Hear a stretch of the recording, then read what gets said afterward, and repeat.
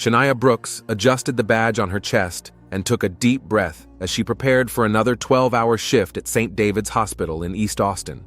5 years in the nursing profession had hardened her character, but hadn't killed her compassion for her patients. At 27, Shania had already earned a reputation as a trustworthy professional who was sought out by colleagues and patients alike. "Shania, sweetheart, would you bring Mr. Wilkinson in 312 his medication?" Gloria, the head nurse, called out to her. "He's only asking about you again." Shania smiled and nodded. The elderly Mr. Wilkinson was one of her favorite patients, always grateful and with stories of his youth in Austin of the 60s. "On my way, Gloria. Just finishing up Mrs. Taylor's chart." The clinic valued her attention to detail and her calm nature. Despite the chaos that often reigned in the emergency room, Shania was able to keep her mind clear and act efficiently. After work, she often met up with friends at the small Bluebird Cafe near the clinic. Today was Thursday, a traditional day when she, Kiara Washington, and a couple other girls from the clinic would get together to discuss the past week over a cup of coffee or a glass of wine. "Girls, you won't believe the patient I had today." Tamika, one of the nurses from the pediatric unit, began to tell her story as everyone settled at their usual table by the window. Shania listened to the funny story, but suddenly felt a strange sensation. It was as if someone was drilling a glance at the back of her head. She turned around, looking around the cafe, but didn't see anything unusual. The same customers, the same barista wiping down the counter. "Shania, are you okay?" Ciara touched her arm, bringing her back into the conversation. "Yeah, it just seemed like something." Shania brushed it off, returning to the conversation, but the feeling of discomfort remained somewhere on the periphery of her mind. On her way home, Shania decided to stop by the grocery store, standing in the aisle between the shelves of canned goods. She felt that same uncomfortable chill down her spine again. Turning around, she noticed a man who quickly turned away and pretended to study the cans of peas. Something in his behavior seemed strange to her, but Shania decided not to pay attention to it. Not many people go shopping after work. Shania's house was in a relatively quiet neighborhood in South Austin. She had bought the small one-story cottage with a tiny yard 3 years ago with the help of a healthcare support program. It was her first home of her own, and Shania was proud of it, though the house required constant attention and minor repairs. Putting the key in the lock, she stopped suddenly. She usually left the hallway light on when she left for work, but now the windows were dark. "That's odd," Shania thought. "I distinctly remember not turning it off." Inside, everything looked normal, but Shania couldn't shake the feeling that something was wrong. She turned on the lights and slowly walked through the rooms, scrutinizing every corner. Everything was in its place, or almost everything. The picture of her parents on the dresser was at a different angle, not the way she usually put it, and like the books on the shelf were arranged differently. "I'm getting paranoid," Shania thought, writing off the weirdness as fatigue after a hard shift. The next morning began as usual. Shower, quick breakfast, drive to the clinic. But throughout the day, Shania caught herself several times thinking she was being watched. During her lunch break, she noticed through the cafeteria window a man standing on the opposite side of the street, who seemed to be looking right at her. When she blinked, he had already disappeared. This coincidence was repeated the next day, and the day after that. The same silhouette flashed through the crowd as she walked to work, appeared in the supermarket where she shopped, and even outside her house when she looked out the window late one night. Meeting Ciara at the Bluebird on Friday night, Shania finally decided to share her concerns. "Do you think I'm going crazy?" she asked, stirring sugar into her coffee. Ciara, who worked in the same department with her, was not only a colleague, but her best friend since medical school. Tall, with close-cropped hair and a shrewd eye, she was someone Shania trusted unconditionally. "What makes you think that?" Ciara leaned closer, looking at her friend closely. "For the last 2 weeks I've had this strange feeling that someone is watching me. And there's something strange going on at home. Things aren't where I leave them. Food in the fridge is running out faster than it should." Shania lowered her voice. Yesterday, I found my hairbrush in the wrong bathroom where I was sure to put it. Chiara frowned. Did you check the locks? Maybe someone's sneaking into the house while you're gone? Everything's locked, no sign of forced entry, and I'd notice if someone else was in the house. Shania shook her head. Sometimes I hear strange noises at night, but I write it off as an old house. You know, creaks, rustles. Maybe you should install cameras, Ciara suggested it. There are inexpensive systems now that can be monitored through your phone. You don't think it's paranoia? Shania asked uncertainly. I think it's better to be reassured. After all, you live alone. This conversation calmed Shania down a bit. At least she didn't feel crazy since Ciara thought her concerns were valid too. Back at home, Shania carefully checked all the doors and windows. Everything was securely locked. She even looked under the bed and in the closets, feeling foolish but unable to shake the feeling of someone else's presence. During the night, she was awakened by a strange sound from the kitchen, as if someone was opening the refrigerator. Shania's heart beat faster. She lay paralyzed with fear, listening to the silence of the house. After a few minutes, gathering all her courage, she got out of bed and, armed with the baseball bat she kept under the bed, she cautiously walked out of the bedroom. No one was in the kitchen, but the refrigerator door was ajar, emitting a dim light into the darkness. Shania remembered exactly closing it before she went to bed. With trembling hands, she slammed the door shut and quickly returned to the bedroom, locking the door behind her. Shania spent the next few days in a state of constant tension. She was distracted at work and restless at home. She noticed that some of her personal belongings had clearly been moved. Hair clips that she always put in a certain place ended up in another room. Her favorite mug was on the wrong shelf in her closet. Her laptop was open even though she remembered exactly when she closed it. Tiredness at work and sleepless nights were taking their toll on her. Colleagues began to notice the dark circles under her eyes and asked if everything was okay. Shania wrote it off as stress and heavy shifts, not wanting to appear paranoid. On her way home from work Wednesday night, she ran into her neighbor, Malik Johnson, who lived 2 houses down from her. Malik was an auto mechanic and often fiddled with his car right in the driveway. "Hey, Shania, what's up?" he called out to her, wiping his hands with a rag. "Hey, Malik, I'm fine, thanks," she replied, trying to smile. "Are you sure? You look exhausted." He looked at her carefully. "By the way, that guy didn't bother you again?" Shania froze. "What guy?" "Well, the one who was hanging around your house a couple days ago. I saw him when I got back from the night shift. He was standing by your fence, looking for something." Malik frowned. Looked a little weird, to be honest. I wanted to go over to ask him what he wanted, but he quickly walked away when he noticed me. Shania felt a chill run down her spine. "What did he look like?" she asked, trying to keep her voice calm. "Medium height, thin, wearing dark clothes. I couldn't see much else in the dark." Malik shrugged. "Maybe I was just lost, but it was still weird." "Thanks for telling me." Shania clutched her keys in her pocket. "I'll keep them in mind." When she got home, she immediately locked the door and even pulled a chair over to it, a childish but reassuring security measure. Malik's words confirmed her worst fears. Someone was indeed watching her, and it wasn't a figment of her imagination. Shania barely slept at night, flinching at every sound. At one point, she thought she heard footsteps in the hallway, but when she pulled herself together and looked out of the bedroom, she found no one. Only a glass of water on the kitchen table, which she didn't remember leaving there. In the morning, exhausted from insomnia, she called Ciara.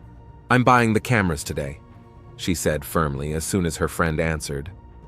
"Malik saw some strange guy outside my house." "I'll go with you," Ciara answered without hesitation. "I'll pick you up after your shift, and we'll choose a security system together."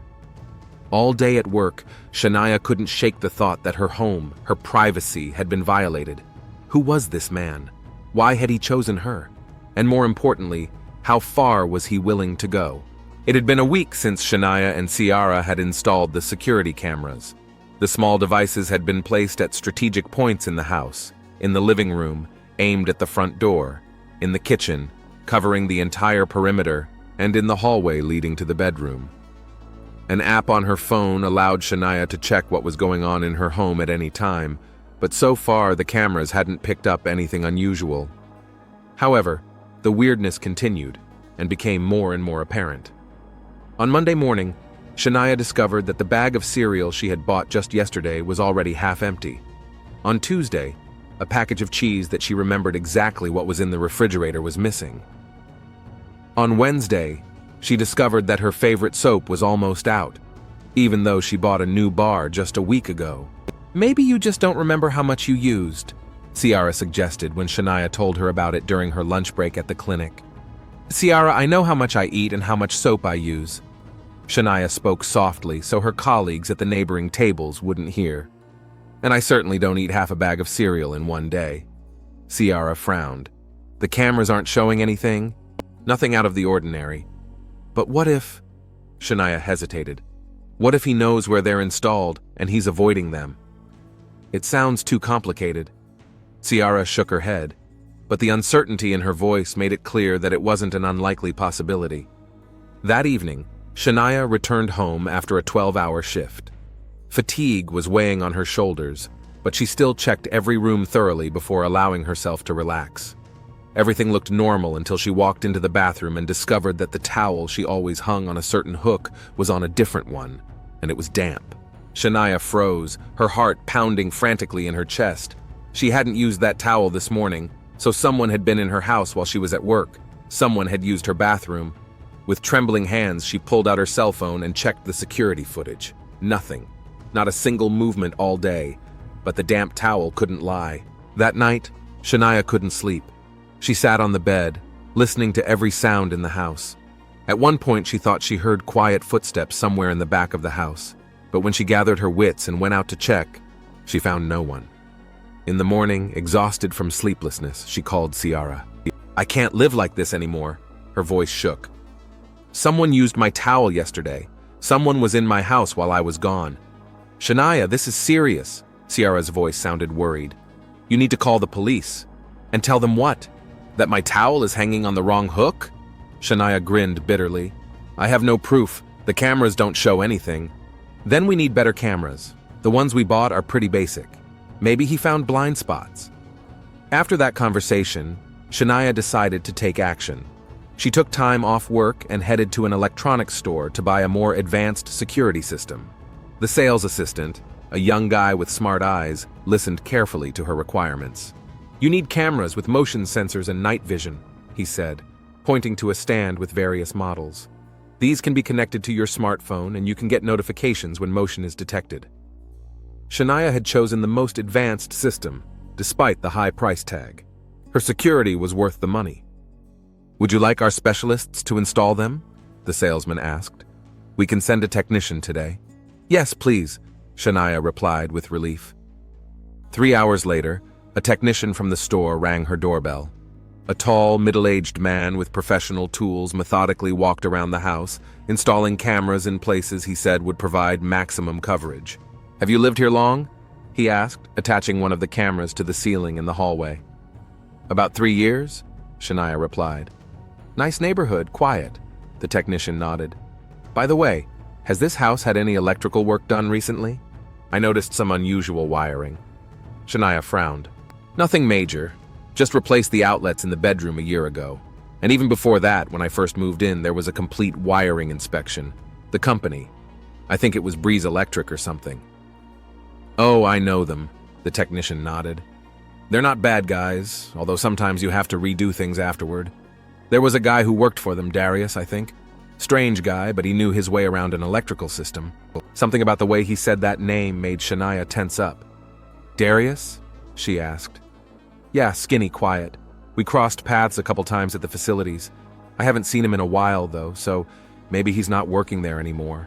After the technician left, Shania couldn't get the name Darius out of her head. It seemed vaguely familiar, but she couldn't remember where she'd heard it. Digging through old papers, she found a receipt from Breeze Electric for a wiring check. The technician's name was listed in the corner, Darius Hendricks. She vaguely remembered him, a lean man, not much of a talker, working methodically and carefully. He hadn't made much of an impression on her then, just one of the many technicians who came to the house for various jobs.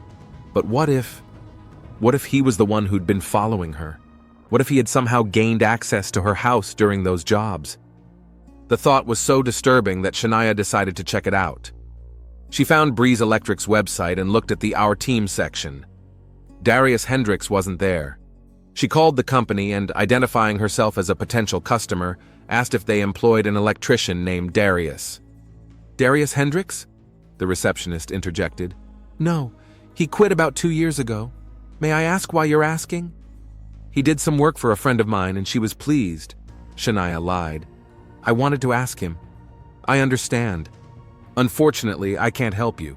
We don't keep in touch with former employees." This conversation only increased Shania's suspicions. She remembered that the new cameras were supposed to be much more efficient than the old ones and was eager to see what they would show.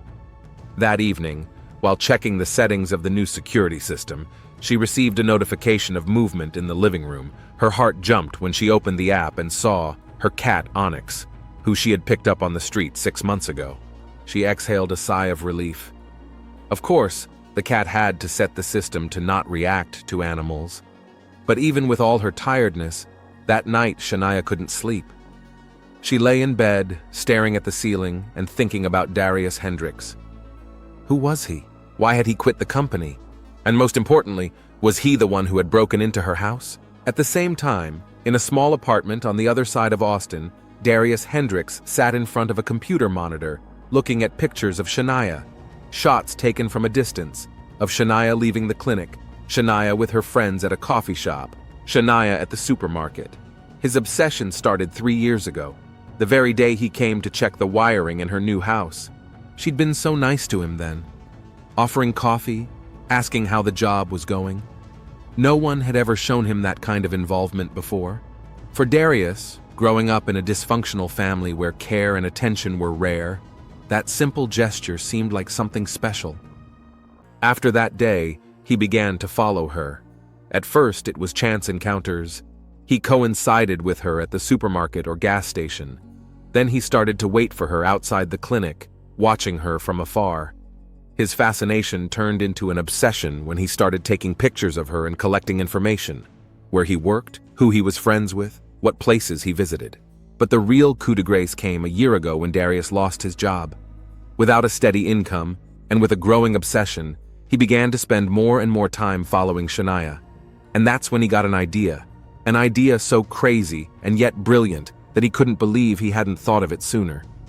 While working in her house, he had discovered a small space between the walls, a technical alcove big enough for a person to fit in there. He was also aware of a small attic space, accessed from the pantry, a place to hide if one knew the layout of the house, and so 6 months ago, he made up his mind. Waiting until Shania left for work, he'd broken into the house through a bathroom window that he knew didn't close properly. Then he locked himself inside and hid in a technical alcove. From then on, he lived in her house, coming out only when he was sure she was at work. He ate her food, used her things, studied her life from the inside. When she returned, he hid in his hiding places, enjoying her closeness even if she was unaware of his presence. Darius knew about the cameras she had installed, knew their blind spots and how to get around them. The new cameras were a problem, but he could handle them too. After all, he had been invisible for so long. Shania awoke to the sound of a notification on her phone. The clock read 3:15 in the morning. Her heart raced as she opened the security camera app. Notification of movement in the hallway. She stared at the screen, expecting to see a cat, but instead noticed a shadow quickly sliding down the wall and disappearing from the camera's view. It wasn't Onyx. It was a human figure. With trembling fingers, Shania dialed the emergency number. 911, what's your emergency? A calm female voice answered.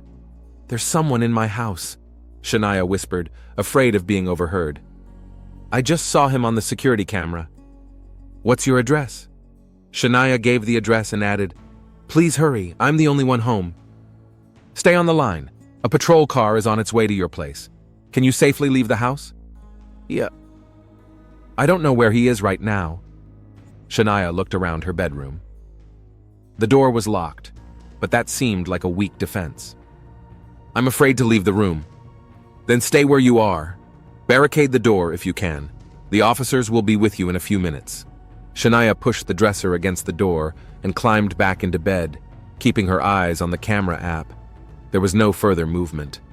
After 10 minutes that seemed like an eternity, she heard the sirens of police cars. Soon there was a knock on the door and the voices of officers summoning the homeowner. Shania carefully put the dresser away and, still holding her phone in her hand with the camera app open, walked out of the bedroom. 2 police officers, a man and a woman, were waiting for her in the hallway. "Minus Ms. Brooks?" the female officer asked. "I'm Officer Jenkins. This is Officer Ramirez. Did you report an intruder?" "Yes." Shania showed them a cell phone with camera footage that showed a moving shadow. "Here, it was 15 minutes ago." The officers watched the video carefully. "We're going to take a look around the house," Officer Ramirez said. "Wait here, please." For the next 20 minutes, the officers methodically searched every room, every closet, every possible hiding place. Shania stood in the hallway with her arms wrapped around herself, watching them disappear into the back of the house and reappear. "We haven't found anyone," Officer Jenkins finally reported. "All the doors and windows are locked from the inside. No sign of forced entry. Are you sure you saw a person and not, say, your cat?" "It was a human figure," Shania insisted, showing the video again. "See? It's not a cat." The officers looked at each other. "The footage isn't very clear," Ramirez said softly. "It could have been a shadow from anything. Maybe your cat jumped on something and it created that effect." "Look," Shania was beginning to lose patience. "Strange things have been happening in my house for the last few weeks. Food is disappearing, things are moving around, I hear noises at night. Someone's breaking into my house." Officer Jenkins pulled out a notebook. "All right, let me write all this down. When did you first notice these oddities?" Shania told them everything. The stalking, the strange coincidences, the missing items, the wet towel, and Darius Hendricks, a former electrician who worked at her house 3 years ago. "We'll look into this, Hendricks," Officer Jenkins promised. "But for now, we have no evidence of a break-in or the presence of anyone in your home right now. Would you like to file a formal harassment report?" "Yes, please," Shania nodded. Filing the report took another half hour. When the police finally left, it was almost 5 in the morning. Shania knew she wouldn't be able to sleep. She called Ciara. "Shania? What's wrong?" Her friend answered sleepily. "I saw him on the camera, Ciara. He was in my house. I called the police, but they didn't find anyone." Her voice shook. "Oh my God. Are you okay? Where are you now?" "I'm at home. The police just left." "Come to me now." Ciara's voice had no room for objection. "Stay at my place until we sort this out." "Okay." Shania felt a huge sense of relief. "I'll just pack a few things." She hung up the phone and began gathering the essentials: clothes, toiletries, documents. As she passed the bathroom, she noticed the door was closed, though she didn't remember closing it. Her heart beat faster again. Cautiously, she pushed the door open. The bathroom was empty, but on the fogged mirror, she saw a finger inscription: "I'm always here for you." Shania froze, terror gripping her body. When had he had time to write that? Had the police not noticed him? Or had he written it after they left? She ran out of the bathroom, grabbed her duffel bag, and rushed to the front door. As she gripped the handle, she heard a soft creak somewhere in the back of the house, like a secret door opening. Detective Levon Richards arrived on the scene at exactly 6:30 in the morning. Yellow police tape fenced around a small one-story house in South Austin. Several patrol cars with blinkers parked along the street, attracting the attention of neighbors who had already begun to gather in small groups, whispering and pointing at the house. Richards had been a detective for 15 years, the last 8 of which he had specialized in homicide. Tall, with a smooth-shaven head and attentive eyes, he wore impeccably pressed suits and spoke in a soft but confident voice. His colleagues respected him for his methodical nature and attention to detail. "Detective Richards," the officer at the entrance greeted him. "Forensics is already inside." Richards nodded and, wearing booties and gloves, entered the house. The smell of blood hit his nostrils as soon as he crossed the threshold. The forensic scientist, Dr. Wilson, squatted next to the body of a young woman lying in the center of the living room in a pool of blood. "Shania Brooks, 27 years old," Wilson said without taking his eyes off his work. Preliminary cause of death is multiple stab wounds to the chest and neck. The death occurred sometime between midnight and 2 a.m. Richard slowly walked around the body, scrutinizing the crime scene. The room was chaotic, overturned furniture, broken objects, signs of struggle everywhere. She fought back, he observed. And quite desperately, Wilson nodded. There's tissue and blood under her fingernails, most likely her attackers. It's already been analyzed. Richards continued to look around the house. The bedroom was just as messy, as if there had been an ongoing struggle. On the bedside table, he noticed a phone with a security camera app open. Did she have a video surveillance system? He asked the technician who was examining the victim's computer. Yeah, pretty advanced, he replied. We're already downloading the footage. 20 minutes later, Richards was sitting in a makeshift command center set up in the house's kitchen, reviewing the security footage. What he saw made him frown. The video from last night captured all the drama. Shania Brooks returns home around 10 p.m., clearly alarmed. She checks every room, locks the doors. At midnight, she's getting ready for bed when she suddenly freezes, listening to something. Then picks up her phone, checking the cameras. Her face contorts in horror when she sees something on the screen. The next frames show a man emerge from a wall closet in the hallway. Thin, dark-skinned, dressed all in black. He sneaks toward Shania's bedroom. The woman is seen trying to barricade the door, but it's too late. The man bursts inside. A struggle ensues, which moves from the bedroom to the living room. Shania desperately defends herself, even manages to wound her attacker with something sharp, perhaps scissors. But in the end, the man pulls out a knife and gives her several fatal blows. After that, the killer, breathing heavily, sits down next to the body and stares at his victim for a long time, as if in a trance. Then he suddenly jumps up, picks up some things with his blood on them, and runs out the back door. Do we know who it is? Richards asked his partner, Detective Monica Williams, who had just entered the kitchen. Probably, she nodded. The victim's neighbor, Ciara Washington, reported that Shania had been complaining about a stalker lately. Someone named Darius Hendricks, a former electrician who worked at her house 3 years ago. What's more, yesterday morning, Shania filed a formal harassment report. Here's a copy. She held out a folder to Richards. Richards quickly reviewed the document. Shania Brooks detailed the strange events in her home, the feeling of being followed, and her suspicions about Darius Hendricks. Do we have an address on this Hendricks? Yeah, we've got a patrol on it, but there's something else. Williams looked worried. According to the statement, Shania called the police the same night, around 3:15 in the morning. The patrol came and checked the house, but found no one. Richards frowned even harder. You mean he was here when the police arrived, hidden so well they didn't find him? Looks like it, Williams nodded. And according to the video footage, he attacked her about an hour after the patrol left. Check everyone on the patrol. I want to know how thoroughly they checked the house. Richards stood up. I'm going to Hendricks's place. Darius Hendricks' apartment was in an old apartment building on the east side of Austin.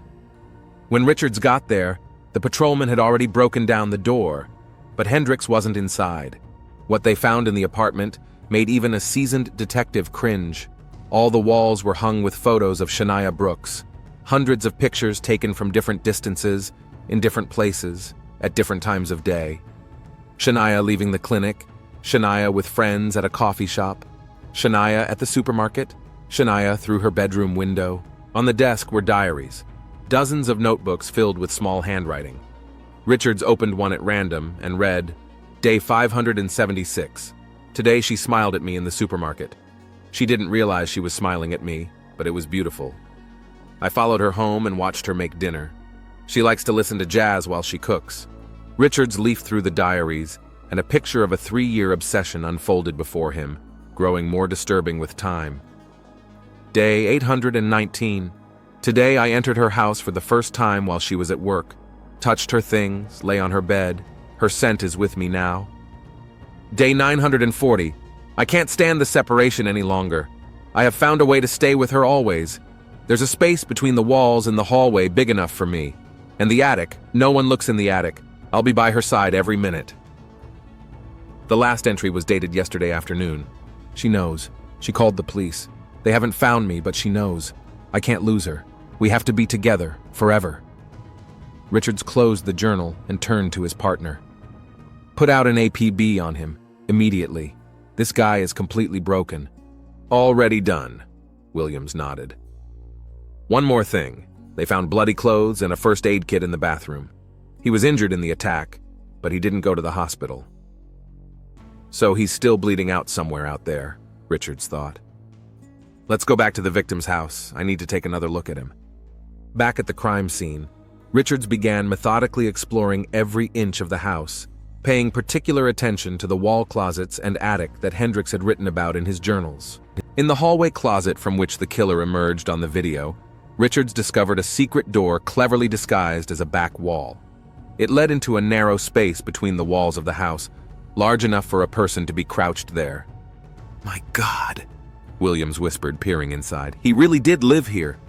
In the hiding place, they found a blanket, water bottles, food packages, a flashlight, and, what made Richards especially anxious, a few strands of hair that clearly belonged to Shania. "He's been watching her for months," Richards said, "hiding when she was home and coming out when she left. Knew about the cameras, knew their blind spots." Further inspection of the house led them to the attic, accessed through a hatch in the ceiling of the pantry. There they found another makeshift den, complete with a mattress, Darius's personal effects, and even a small laptop computer. "Check the computer," Richards ordered. "There may be clues as to where to find him." While the technicians worked on the computer, Richards returned to the courtyard where Ciara Washington was waiting for him, the victim's best friend who had discovered the body the morning she'd come to see why Shania hadn't come to see her as agreed. "Ms. Washington," Richards began softly, "I'm so sorry for your loss. I know this is hard, but I need to ask you some questions." Ciara, still in shock with eyes reddened from tears, nodded. "Anything to catch this monster." "Had Shania told you about her suspicions about Darius Hendricks?" "Not right away," Ciara shook her head. "At first, she just said she felt someone's presence, that things in the house were moving around. I thought she was just tired. Our job is stressful." She stopped talking, fighting back tears. "If I'd believed her before, maybe." "It's not your fault," Richard said firmly. "When did she first mention Hendricks' name?" "A couple days ago. She found out he'd worked as an electrician in her house 3 years ago when she first moved in. She panicked, set up cameras, called the police. They found nothing and she had to come to me. I waited for her all night." Ciara's voice shook. "And in the morning, when she didn't show up for work or answer her cell phone, I came here and found her." Richards made a few notes in his notebook. "Did she ever mention that Hendricks had threatened her directly?" "No, she hadn't even been sure he was the one following her until she found the writing on the bathroom mirror." Ciara shuddered. "I'm always here for you," was what was written. "It was last night after the police left. She called me hysterical." Richards nodded. They had already discovered the writing on the mirror, barely visible, but still legible. After interviewing a few more neighbors, the detective got additional details. Malik Johnson, who lived 2 houses down, said he had seen a strange man hanging around outside Shania's house several times. "I didn't know it was a cause for concern," he said, clearly feeling guilty. Thought maybe it was a boyfriend or something. By late afternoon, as Richards was driving back to the station, he got a call from Williams. "We have a lead," she said excitedly. They found letters on Hendricks's laptop that he wrote to himself on Shania's behalf. In the last one, he writes about some special place where they will be together forever. It mentions an abandoned church on the outskirts of town where they supposedly first met. "What church?" Richards tensed. "Minus St. Michael's in East Austin. It's been out of business for about 10 years. Send reinforcements. I'm on my way." The abandoned St. Michael's looked ominous in the twilight. The broken stained glass windows, the peeling paint, the gnarled cross on the roof. Richards arrived first, deciding not to wait for backup. Every minute counted if Hendricks was really there. With gun at the ready, the detective cautiously entered the dilapidated building. It was dark inside, with only the rays of the setting sun filtering through holes in the roof and broken windows. It smelled of damp, dust, and blood. "Austin PD!" Richards announced loudly. "Darius Hendricks, come out with your hands up!" Silence was his answer. Slowly moving forward, Richards noticed traces of blood on the floor. fresh ones leading to the altar. There, in the center of the former sanctuary, sat Darius Hendricks, leaning with his back against the ruined altar. A photograph of Shania lay beside him, drenched in blood. "Hendricks," Richards kept his gun pointed at the man. "Don't move. You are under arrest on suspicion of the murder of Shania Brooks." Darius raised his head, and Richards saw that his shirt was soaked with blood. The wound on his side, sustained during the fight with Shania, was apparently serious. "She should have realized," Darius wheezed. "I did it out of love. I protected her, cared for her. I was there for her when she was scared, when she was alone." "You stalked her, invaded her home, and killed her," Richards replied coldly, approaching slowly, ready for any movement from the suspect. No, you don't understand." Darius shook his head, feverish excitement in his eyes. "We were meant for each other. From the day I came to fix the wiring, I knew. She was good to me, she saw me. Not just an electrician, but a human being." Richards was already a few steps away. "Put your hands where I can see them, Hendricks. I didn't mean to kill her," Darius continued, as if he hadn't heard him. "I only wanted to talk, explain." But she screamed, struggled. His voice trembled. "I loved her. For 3 years, I was there for her, watching, protecting her. And then, I lived in her house for 6 months, part of her life. She just didn't know it." Hands, Hendricks," Richards repeated more insistently. Darius slowly raised his hands, but in one of them, Richards noticed a knife, the same one used to kill Shania. "Put the weapon down!" "We need to be together," Darius whispered, and suddenly made a movement as if he were going to lunge at the detective. The shot echoed through the empty church. The bullet struck Darius in the shoulder, knocking the knife out of his hand. He fell, screaming in pain, and a moment later Richards was at his side, clasping his hands behind his back and snapping on the handcuffs. "Darius Hendricks, you are under arrest for the murder of Shania Brooks," Richards said in an official tone as he read his driver's license. At that moment, other police officers rushed into the church as reinforcements finally arrived. "Call an ambulance," Richards ordered. "Suspect has a gunshot wound, and search the place."